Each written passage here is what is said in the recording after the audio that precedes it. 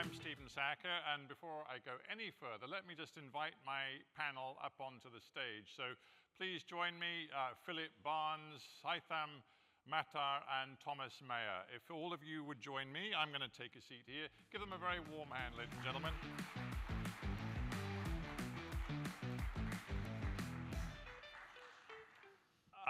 It really is a pleasure for me to be back with you. Many of you may know me. I'm Stephen Sacker. For many years, I was the host of the Hard Talk show on the BBC. Very sadly, Hard Talk is no more. You may have noticed if you switch on the BBC international news these days, you don't get my interviews. The BBC made a very silly decision to get rid of my show. I can't force them to go back on that. Nonetheless, I'm happy to say that I'm still very busy doing broadcasting in the UK. I'm writing a book, which I urge you all to buy, about the future of journalism. And I'm also delighted that I can continue to come to FHS and talk hospitality, particularly in this region, with wonderful panels like this one. Our remit today is really just to sort of look to the future, to imagine what Hospitality 2050 is going to look like. Now, if we're looking for futurologists and soothsayers, we couldn't find a better group of three to do it. So let me just very quickly introduce them. Furthest away from me is Philip Barnes. He's Chief Executive Officer of Ratana. We then have Haitham Mattar, Managing Director, MEA and Southwest Asia of the IHG Group. He is also Special Advisor to the Secretary General, UN Tourism. And also welcome to Thomas Mayer, who is Chief Executive Officer of Jumeirah. So these guys have decades of top-level experience in hospitality, both in this region and right around the world. So I can't think of a better panel to get this discussion going. So, gentlemen, if I may, I'm going to get you all to contribute to a kickoff question. And I'm going to pick up on what Daniel was just saying about, the turbulence that the world faces right now, where politics and economics collide. But he did say that he regards hospitality as an absolute sweet spot. So if we look forward over the next decades, do you all have confidence that that notion of hospitality being a sweet spot will be maintained? Philip, you kick us off. I think last year it was that tourism was worth $10 trillion to the world GDP. And tourism is growing on average 3 to 5% a year.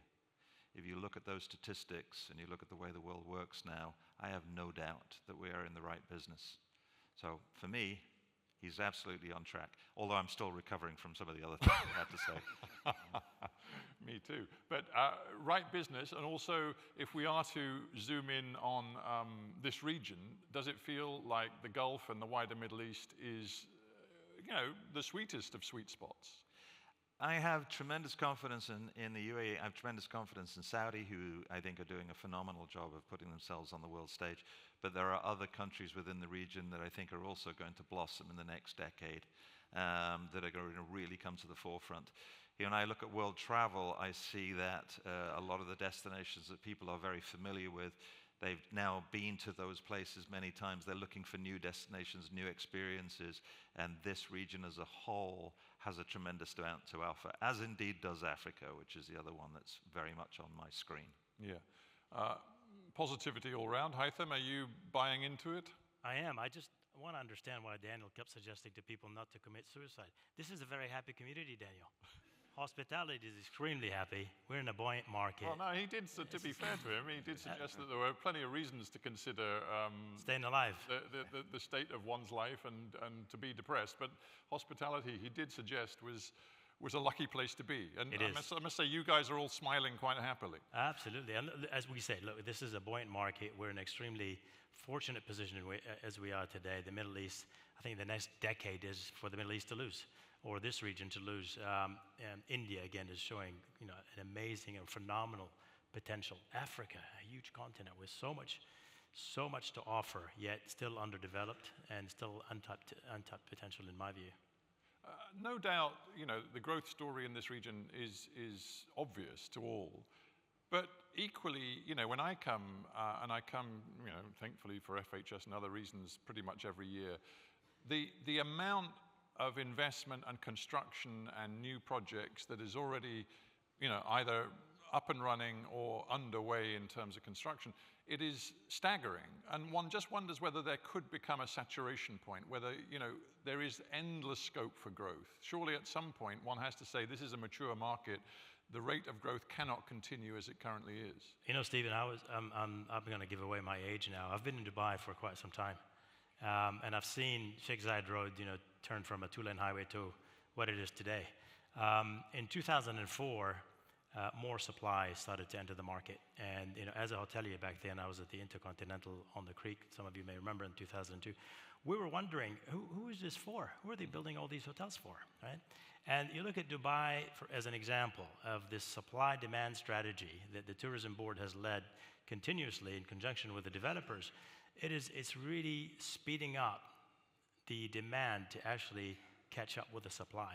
We've not seen shortfalls, and Thomas and I were just discussing earlier. We're saying Q4 is really amazing in terms of demand. So does Q1 next year. So this ripple effect and this continuation of demand for the region for tourism, as Philip was mentioning earlier, is totally incredible. And I think there's not really a point of saturation that we've seen in Dubai at all. Saudi Arabia is on a journey. Saudi Arabia is aiming something north of 150 million visitors. And I mentioned to you yesterday, France, a country that's worked up over 100 years to get 80 million visitors a year, right? But there's a lot of offerings. So does Saudi. Saudi is the 12th largest country in the world with amazing infrastructure that's being built as we speak, right? Traffic's not great now. You don't want to be in Riyadh, but that's all coming together. But in terms of tourism and building the supply that matches the demand is I think a clear strategy that we have seen across the region.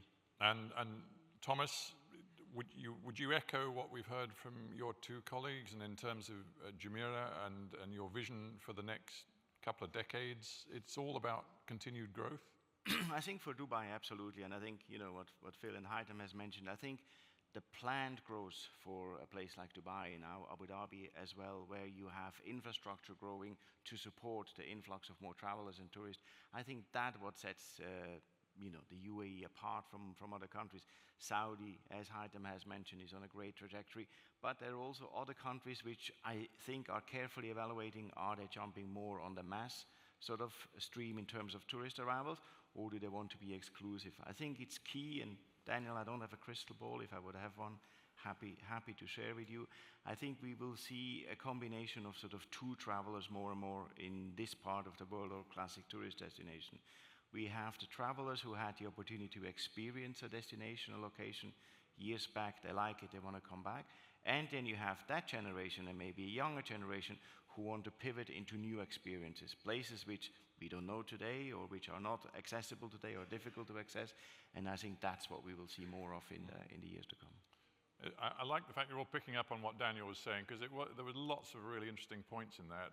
One was that the premium, the very high end, is the best way, easiest way to make money. And I would guess that all of you guys, given the businesses you run, would probably echo that, because you're all in that space.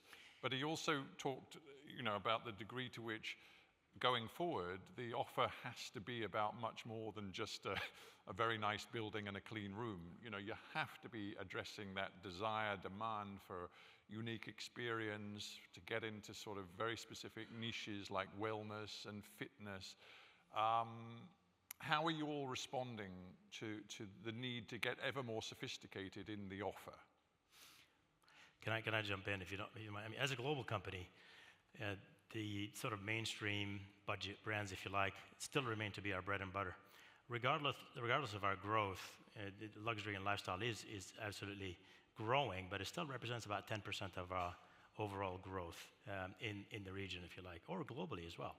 So the Holiday Inn and Holiday Inn Express are changing and evolving with the new consumer demands and the ever-changing consumer demands, if you like.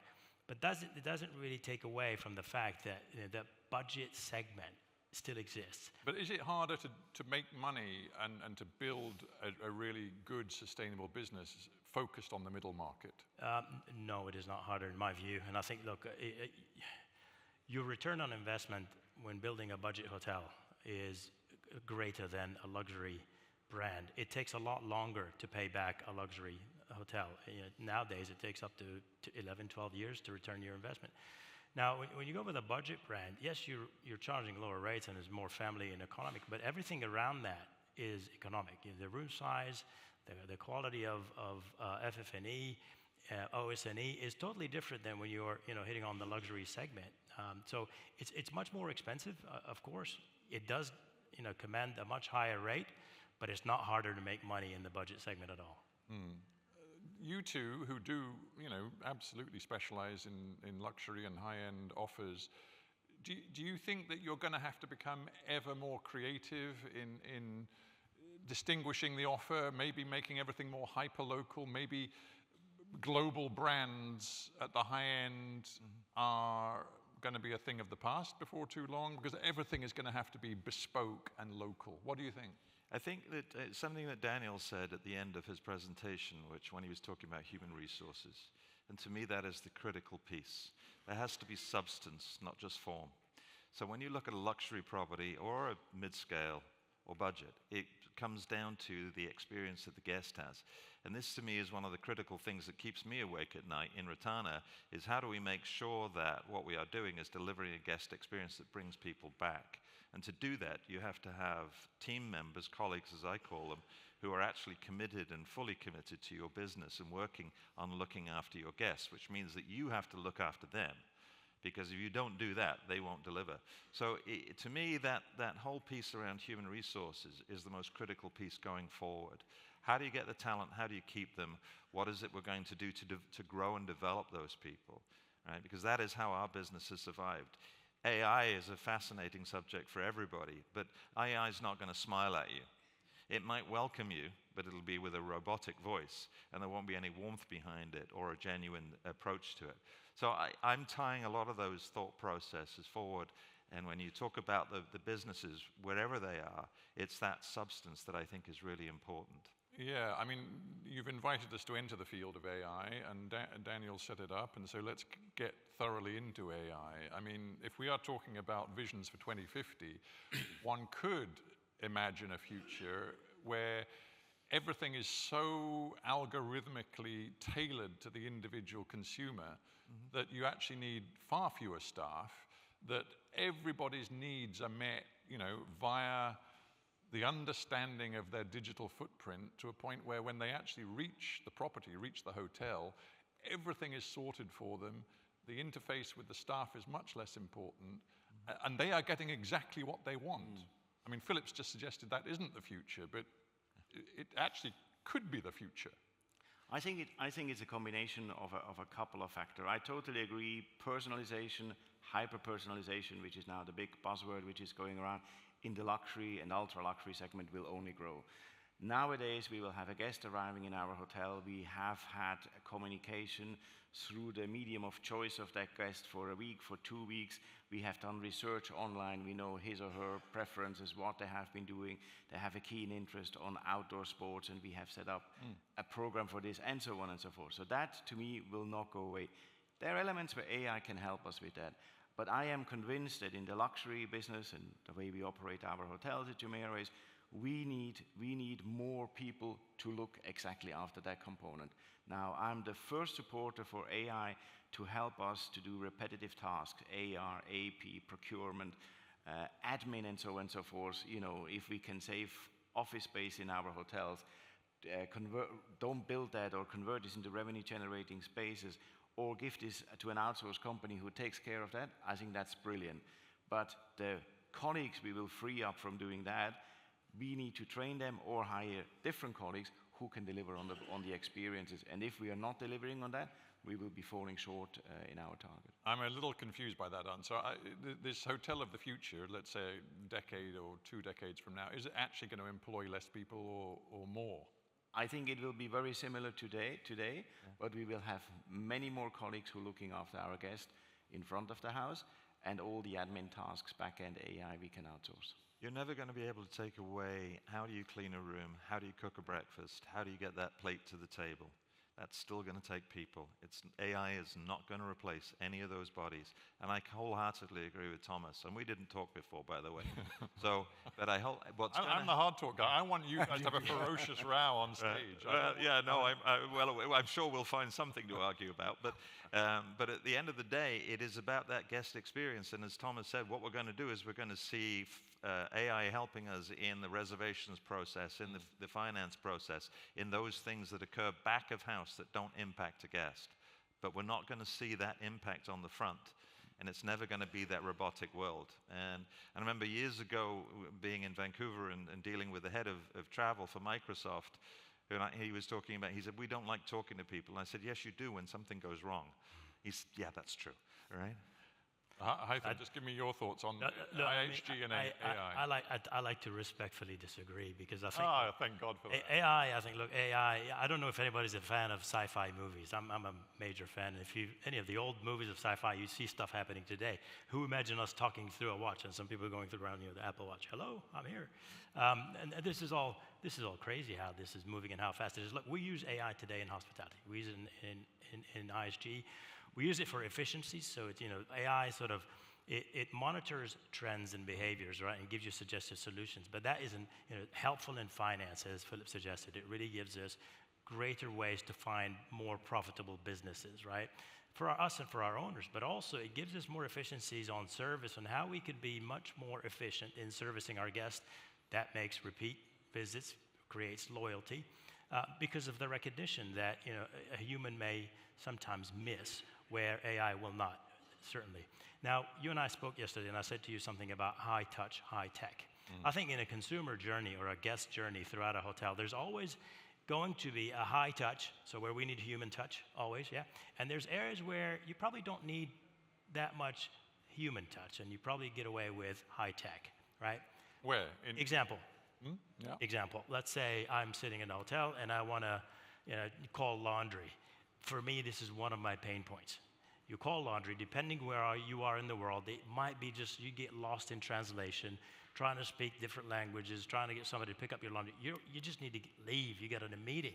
You got your bag, you got ready, but you're not sure if you should leave it out the door. You got to fill up this list. It's a mammoth of a task sometimes, right?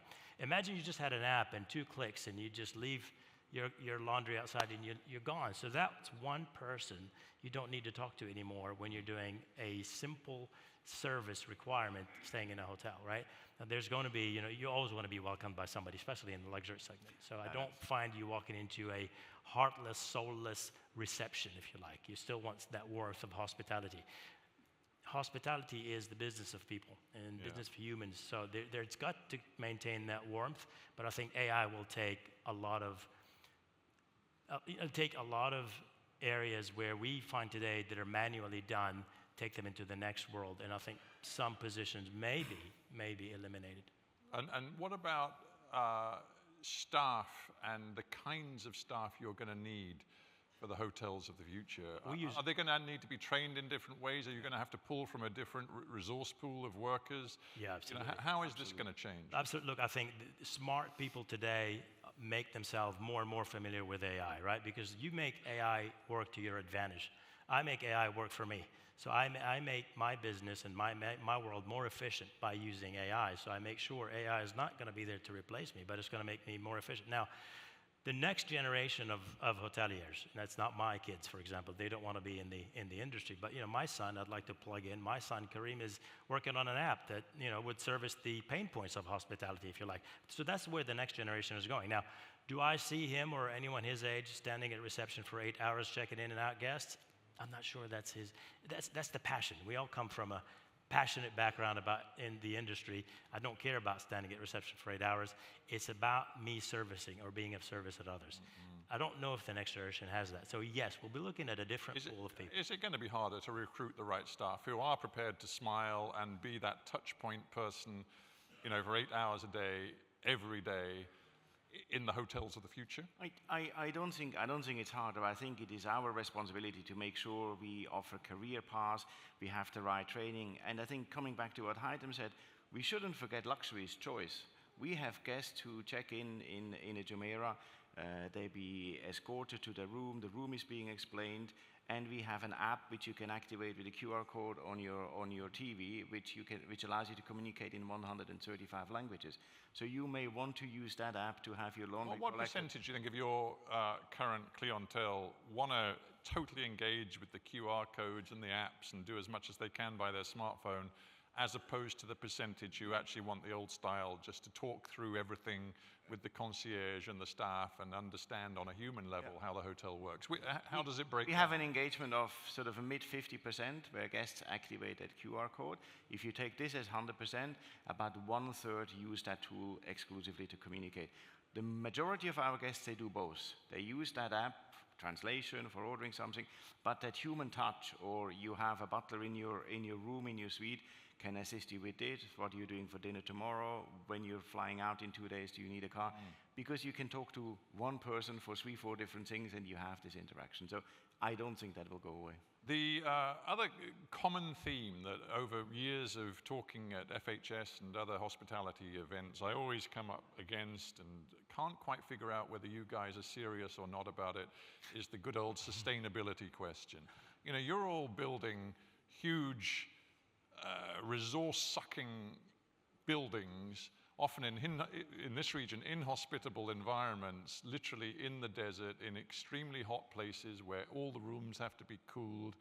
You know, you're sucking up land and you're having to then water it for your fancy sports facilities and your golf courses and this and that. And then you come on stages like this and tell me, oh my God, we're so totally committed to sustainability. I mean, do you think the whole debate is evolving and changing?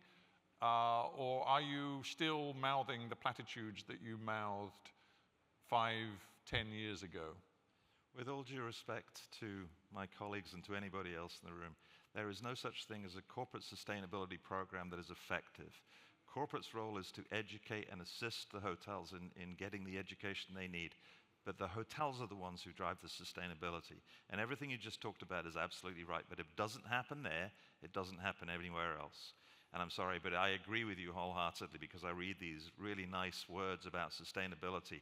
But if you don't see it in the hotels, then it's not happening. And they're the ones who drive it. At Retana, we have a wonderful lady in the corporate office, Carol, who does a fantastic job of educating everybody on everything that's going on in the world from a sustainability standpoint. But it's what the hotels do with it. And what I'm proudest of is when I look at the hotels and I see them taking the initiatives to do different things. And it's not just about sustainability, it's environmental, but it's also about being part of the community. You know, we've hotels that work with children of determination. We have hotels that work with autistic people to bring them into the forefront. I recognize that they're different subjects, but to me they're all connected, but it's driven by the hotels. It's all part of a sort of broader social responsibility. Yes, it is. Yeah. Yeah. Like look, on sustainability, I think sustainability has been the sort of sexy word in the past 5, 10 years. So everybody wants to be part of that journey. There's a lot of confusion in some areas, confusing ecotourism with green tourism with sustainability, which is sort of the larger umbrella, right? And as what Philip's saying, the guest. Go back. We are responsible. Our industry is to about 10% of the worldwide carbon emission, right? And it's the washing of bed sheets daily. It's the towels. It's the throwing away food off the buffets, which I'm not a big fan of. But all of that together requires the guest to be engaged and take part of that responsibility as well, right? Because when you're staying at home, yeah, that's all true, but you don't want to be literally in a hotel lecturing your guests on how they have to behave. True, you don't. But in a home, when you're in your right. home, you're washing your bed sheets once every 5 days, and hopefully your towels every 2 days. When you're in a hotel, you want your bed sheets changed every day. You want your towels every day, and you're consuming a lot more food than you should, and you're throwing a lot of it anyway, right? So I think, look, we have a sustainability program called the Journey to Tomorrow. It's a 10-year sustainable planet ISG, but it looks at people, communities, and planet, right? And as much as you try, there's always areas where you can't necessarily fulfill for 100%. It's not about just using glass bottles instead of plastic. That's one part of it, right? It's a whole cycle. And sustainability is about really engaging the community, for example, right? It's protecting and preserving culture and heritage. It's protecting the environment underwater and above water. But it's also bringing the community in and allowing people to be part of that journey. Guests do not want to be lectured, as you said, but we've seen 30% sir, we've seen 80% of guests who are willing to pay 30% more for hotels that actually execute on their sustainable promises. I always hear people in your industry telling me, you know what, we know that there's a significant proportion of guests who are prepared to pay a premium to feel that they are part of a truly sort of, you know, responsible Again, Stephen, business. I would say what people say on a survey and what they do are two different things most of the time. The cynic in me wonders whether this can possibly be true. But I think that's again, if you rent a suite in a beautiful hotel in the Middle East, it's 48 degrees in summer. You want to sit on the balcony and you keep the doors open, the balcony doors, the terrace doors, so that you have cold air out. That's a choice a guest will make. It's not good for our walls because they will sweat in about 15 minutes. It's a disaster from an environmental point of view, but it's a guest who makes the choice. I think what we're doing at Jumeirah is we really want to make sure what we do is that it makes an impact, and that in particular our colleagues live and understand it. This is a good example. We're using only glass bottles here at CNI. This is from a company that don't go into landfill, because the way we can sort it out here, it goes back to the company who fills it. We have 6 water bottling plants in our 5 hotels here. We save about 12.5 million plastic bottles a year, which go to the beach and so on and so forth. What's very important, this doesn't save any money. It's actually the opposite, because the time and the manpower you need to schlep hundreds and hundreds of bottles to the rooms and to the beach, but that's something which I think it's not something we want to do a press release about, and actually one of these bottling companies, they're pushing us, they want to do a press release with us. To me, that's just part of being a responsible and a good corporate citizen. Where I see huge opportunities for the hotels, and we all travel, we stay in hotels, we stay in hotels in Europe. You walk in, you know that hotel hasn't had a renovation for some time. And then you're in the bathroom, and then you have that sticker, oh, please help us save, don't throw your towel in, isn't it? And I sort of would love to see how old the laundry plant is and what chemicals they use, and they don't recycle water. And I think it's important for developers, for investors, when we look at assets, when we take over assets, when we do renovation, it's not just the marble lobby and everything. You need to look at this holistically. Heat pumps, clever systems to do air condition in certain locations where we are going to. What can you do for a laundry in terms of water cycles, grey water for the gardens, and I think too often we're just choosing the easy way, maybe the cheaper, and get on with it. And that to me is what makes an impact for the planet. And that point was made yesterday. Sheikha was referencing the fact that Saadiyat Ratana was built 30 meters back from the shoreline because of the turtle migration. It's understanding what you're getting into. But then there's a real commitment to this whole issue. It's not just something you put down on a piece of paper. Well, as a turtle lover, I'm delighted to hear that. We're almost out of time, and we haven't got to the other perennial issue, but I'll just quickly get you to reflect upon it. You talked about holistic approaches, and partly, that's about where you choose to build the hotel, how you build it, the design of it, as well as then the day-to-day operation and management of it. So there is always this discussion in this region about the balance between owning the asset or just running the business, operating it day to day, whether owner-operators are best placed to really deliver both in terms of sustainability and on profit margins, or whether, separating the two functions works better. So the balance in your particular businesses, how is it right now in terms of a commitment to ownership as opposed to operation, or wanting them both under one roof? Where are you all sitting in your businesses? Well, I mean, we are a management company effectively, and we have a few franchises, but we are the operator, and in some instances we have a significant piece of the ownership, right? In my head, I don't separate them out, because I think we take the same approach regardless of what it is that we're doing throughout all three. But I think it's becoming more and more challenging, especially in this part of the world, where you have individual owners and rather than institutional owners, as we were talking about yesterday. I was in North America and Europe for a large part of my career. It's predominantly institutional owners. Here, it's individual owners, and you have to be closely connected to them. Owner and operator have to be aligned in every respect. So to me, I don't separate them out. They're all under one roof. Quick thought on it, Haitham? Look, our owners have become much more savvy. They're much more into the business. And where previously owners used to have multiple businesses and a hotel would be just a trophy asset that maybe the children would inherit, has now become sort of the real business for them. That's the prime income for the family. So they're very much involved. And you know, I think it's a very healthy relationship with owner-operator today, because now the operator and the owner are basically on the same level. We see eye to eye when you're having a conversation, and you know that they understand your business very well. So it's a lot easier for you to incorporate new products, new brand standards, what have you, with owners or not, depending on, you know, how or what their understanding is. But it's always, look, it's always very important when you're running a business. You know, the cliche of think of your own business, but you got to think these owners owe bank loans. They've got, you know, costs. You've got to manage their expectations, and the return on investment has to be part of your metrics. It has to be part of your goals, that the owners make money too. So a new generation of savvy owners. That's Absolutely, yeah. absolutely.